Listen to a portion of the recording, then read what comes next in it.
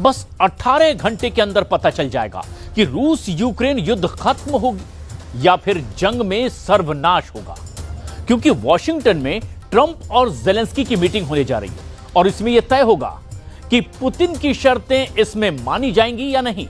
और ट्रंप पर दबाव बनाने के लिए यूरोप के कम से कम 7 देशों के प्रमुख अमेरिका पहुंच रहे हैं। उधर पुतिन ने ऐलान कर दिया है कि अगर अमेरिका और रूस की कोशिशों को नुकसान पहुंचाने का प्रयास हुआ तो नतीजे बहुत विनाशकारी होंगे।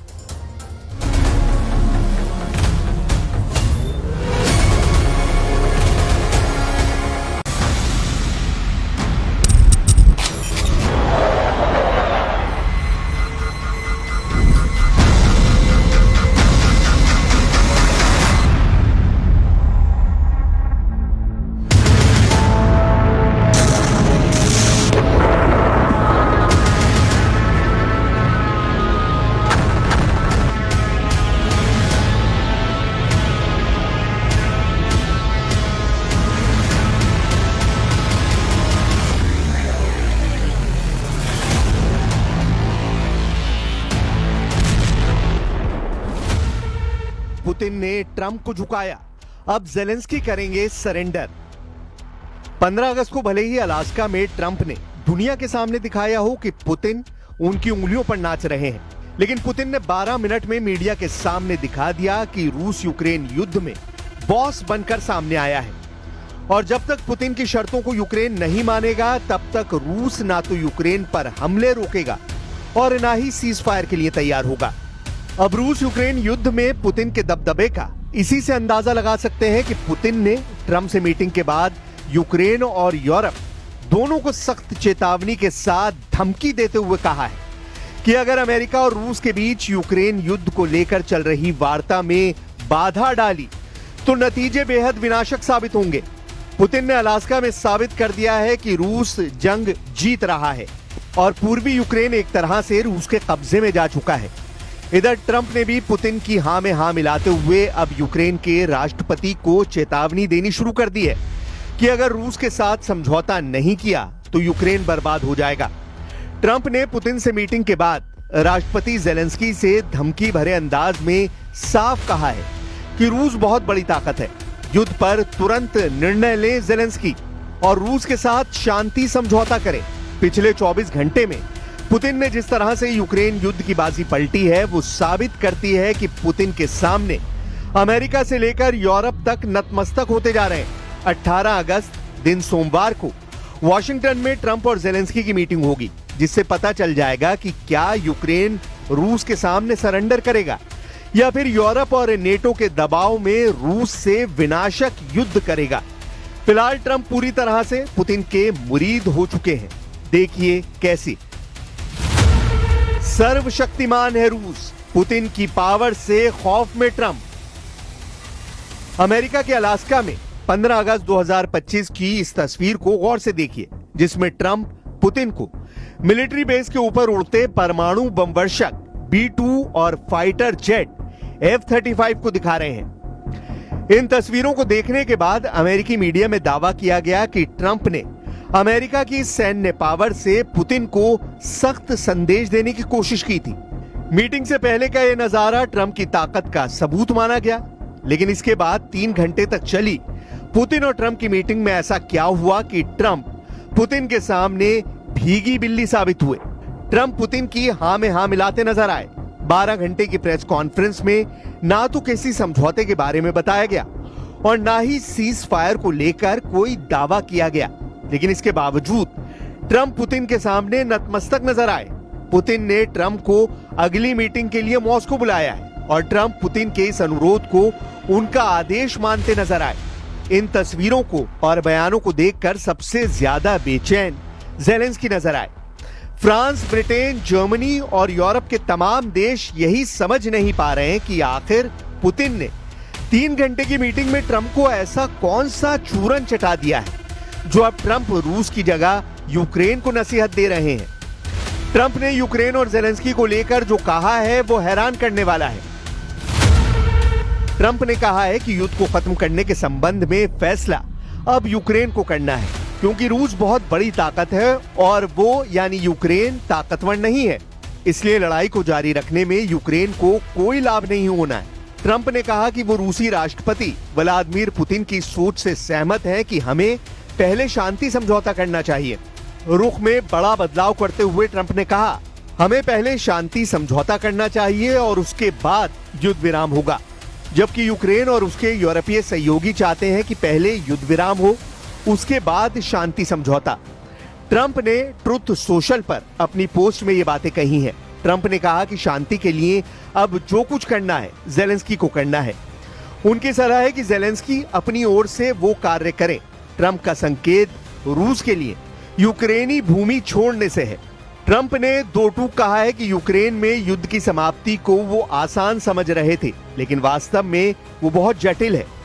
ट्रंप ने ज़ेलेंस्की से कहा है कि अगर वो भूमि के लेन देन के मसले पर तैयार हों तो वो राष्ट्रपति पुतिन के साथ दोबारा बैठक के लिए तैयार हैं, जबकि ज़ेलेंस्की ने कहा है कि वो यूक्रेन में शांति के लिए अधिकतम प्रयास करने को तैयार हैं।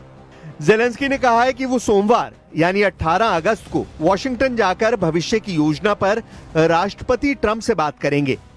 इस बैठक में कुछ यूरोपीय नेता भी शामिल हो सकते हैं। ज़ेलेंस्की ने पुतिन के साथ ट्राइलैटरल बैठक पर सहमति जताई है, लेकिन पुतिन ने ज़ेलेंस्की के साथ बैठक पर सहमति नहीं जताई है। उन्होंने यूक्रेन मसले पर ट्रंप के साथ अगली बैठक मॉस्को में करने का प्रस्ताव रखा है।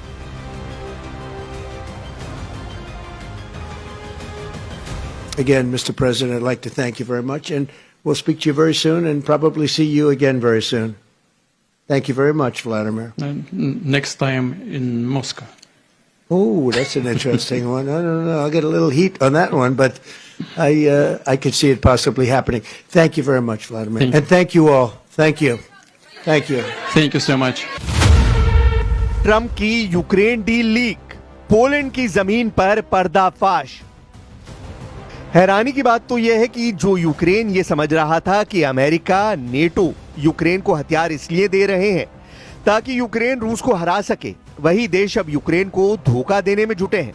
खबर तो यह है कि ट्रंप के विशेष सलाहकार स्टीव विटकॉफ ने जो युद्ध विराम का प्रस्ताव पुतिन को दिखाया था वो अब लीक हो चुका है और उसी के आधार पर पुतिन और ट्रंप की मीटिंग में यूक्रेन की जमीन पर कब्जे का प्लान बना है।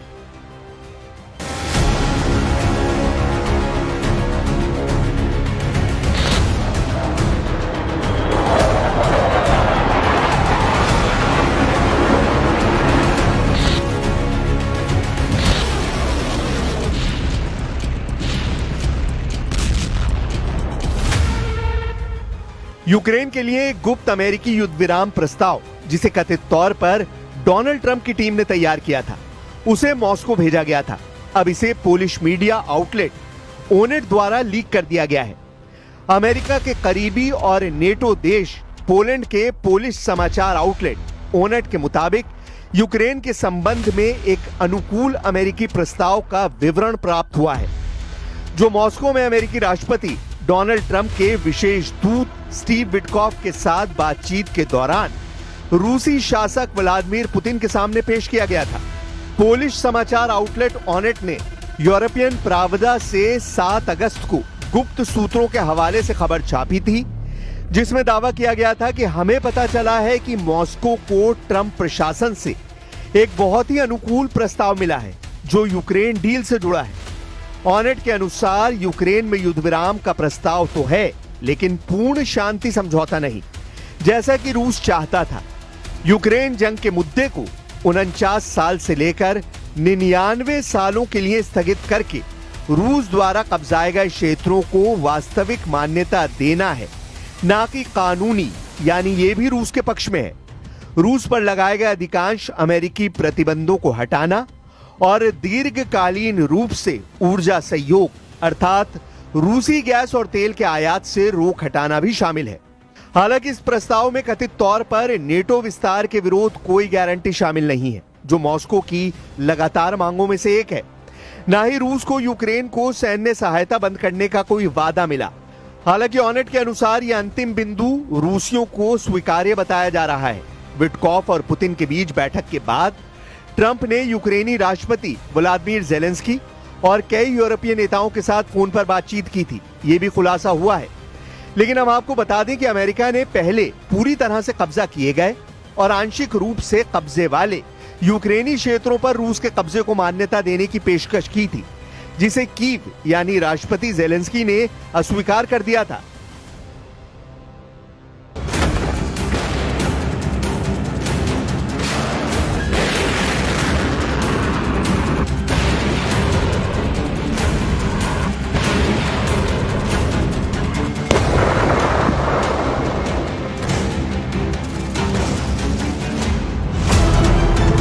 सूत्रों के मुताबिक बैठक में पुतिन ने यूक्रेन में कब्जे वाली कुछ जमीन छोड़ने के बदले यूक्रेन से पूरा डोनेस्क प्रांत छोड़ने का प्रस्ताव रखा। इस प्रांत में ज्यादातर लोग रूसी भाषा बोलने वाले हैं और अभी तक की लड़ाई में रूसी सेना इसके 70% जमीन पर कब्जा कर चुकी है। 1270 दिन से ज्यादा की जंग में रूस लगातार यूक्रेन को रौंद रहा है। अब तक यूक्रेन के 27% से ज्यादा इलाके पर रूस कब्जा कर चुका है। यूक्रेन के ज़ैपोरिजिया, खेरसोन, लुहांस्क, खार्किव पर रूस का कब्जा लगभग हो चुका है।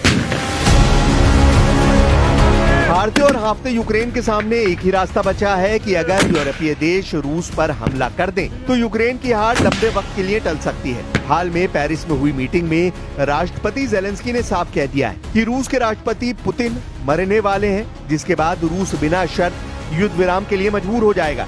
यहाँ तक कि फ्रांस के राष्ट्रपति मैक्रों और ब्रिटिश प्रधानमंत्री कीर स्टारमर ने रूस को धमकी देते हुए कहा है कि रूस कभी भी यूक्रेन को नहीं जीत पाएगा। ऐसे हालात में पुतिन ने अचानक रूस से लेकर बेलारूस तक अपने सभी एटम बम एक्टिव कर दिए हैं। रूस की परमाणु मिसाइलें, परमाणु बम वर्षक और परमाणु पनडुब्बी पूरी तरह से हमले को तैयार हो चुकी हैं। हालात ये हो गए हैं कि राष्ट्रपति पुतिन खुद रूस की एक परमाणु पनडुब्बी में पहुंच गए और कमांडरों को साफ आदेश दे दिए कि परमाणु हमले के लिए पूरी तरह से तैयार रहो। रूस के राष्ट्रपति व्लादिमीर पुतिन ने मरमंस्क के आर्कटिक बंदरगाह पर हाइपरसोनिक क्रूज मिसाइलों से लैस और परमाणु ऊर्जा से चलने वाली यासिन एम क्लास की पनडुब्बी को भी कुछ हफ्तों पहले ही लॉन्च किया है। इसके साथ ही रूसी नेवी की शक्ति कई गुना और बढ़ गई है। पुतिन ने मार्च 2025 के महीने में दावा किया था कि रूस की परम नाम की ये रूसी परमाणु मिसाइल पलक झपकते ही यूरोप को अपनी जिरकॉन हाइपरसोनिक क्रूज मिसाइलों से तबाह कर डालेगी। रूस की जिरकॉन हाइपरसोनिक क्रूज मिसाइलों को बेहद घातक माना जाता है। परमाणु पनडुब्बी से आई पुतिन की तस्वीरों को देखकर खासतौर से फ्रांस और ब्रिटेन की हालत खराब हो गई है।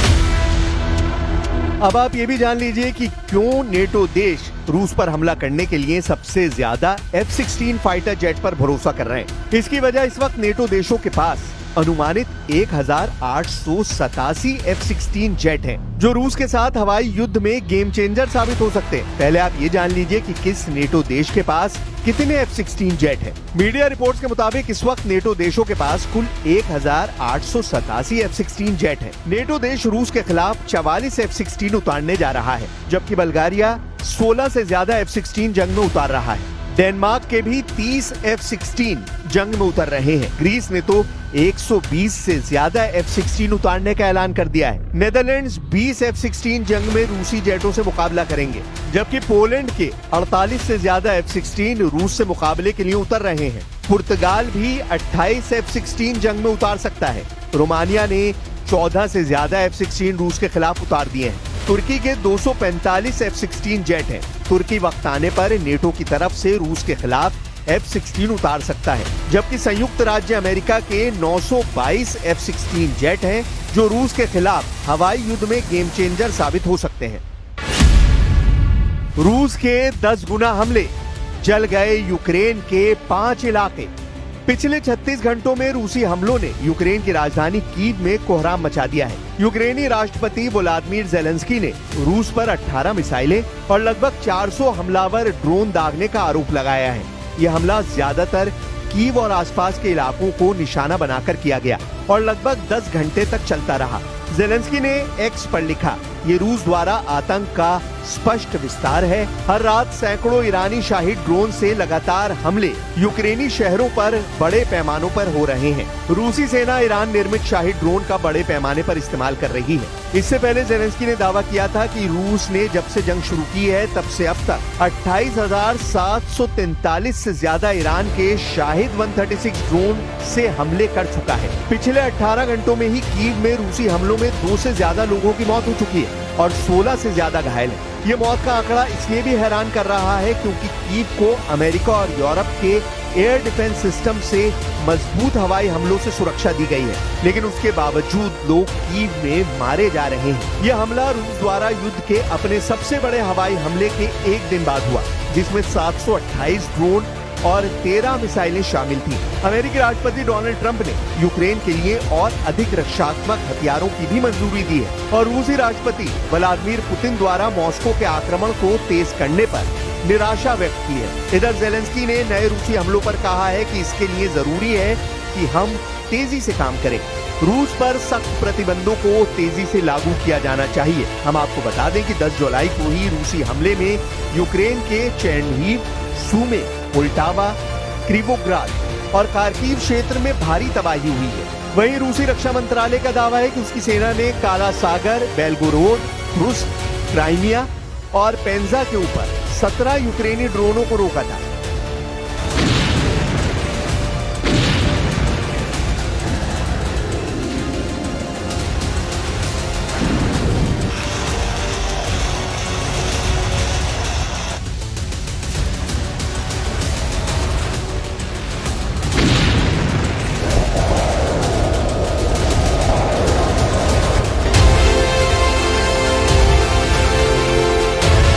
अब ऐसे हालात में अंदाजा लगाया जा सकता है कि पुतिन ट्रंप की रत्ती भर परवाह नहीं करते हैं और अपनी शर्तों पर यूक्रेन युद्ध की बाजी पलट रहा है।